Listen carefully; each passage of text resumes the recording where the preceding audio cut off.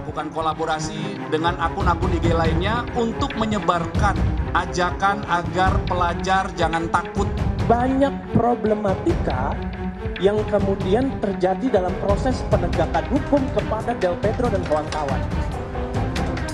Penangkapan sejumlah aktivis dan pengguna media sosial yang dituduh jadi provokator demo ricuh masih menuai pro dan kontra. Tim advokasi untuk demokrasi pun mendesak adanya penangguhan penahanan untuk Direktur Lokataru Foundation Del Pedro Marhen karena proses penahanan yang dinilai menyalahi aturan dan tidak sesuai prosedur. Selain itu, tim hukum juga berencana mengajukan pra-peradilan. Di rutan Polda Metro, dan kemudian ya kami berinisiatif dan sudah mengajukan, kita sudah mengajukan penangguhan penahanan kepada klien kami, dan mungkin kami juga merencanakan untuk melakukan upaya-upaya advokasi dan langkah-langkah hukum konkret, misalkan mengajukan pra-peradilan dan lain sebagainya macamnya. Seperti itu. Soal penetapan tersangka ini, penyidik Polda Metro Jaya pun membagi dua klaster terduga provokator, yakni provokator tindakan anarkistis di lapangan dan seruan demo di media sosial. Polisi pun fokus mengusut aktor utama di balik aksi anarkistis yang terjadi pada demo akhir Agustus di sejumlah titik di Jakarta.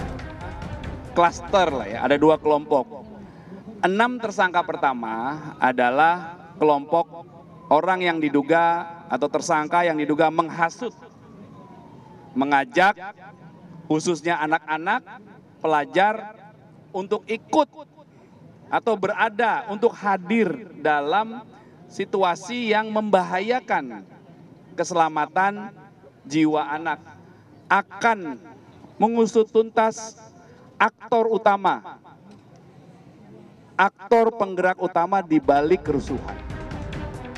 Sementara itu, pakar hukum Universitas Andalas Ferry Amsari justru menilai penangkapan aktivis dan pegiat media sosial ini terkesan dipaksakan dan terlalu sumir untuk dikategorikan sebagai sebuah tindak pidana.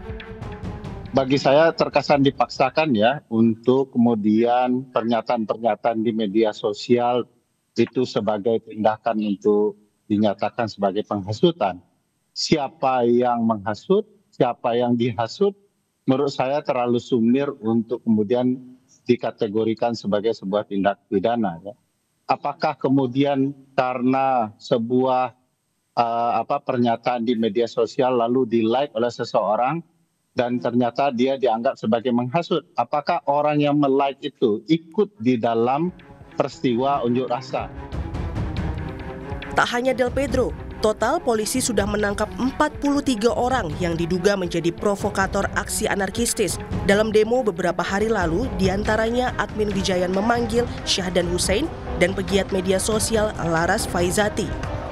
Proses hukum masih berlanjut dan sebagian bahkan sudah ditetapkan sebagai tersangka. Tim Liputan Kompas TV.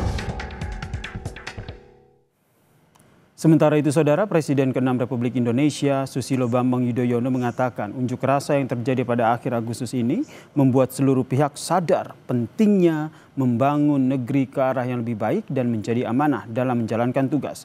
Untuk itu, Saudara, kedepannya dialog, kebersamaan, dan kerja keras harus dijaga untuk Indonesia yang lebih baik.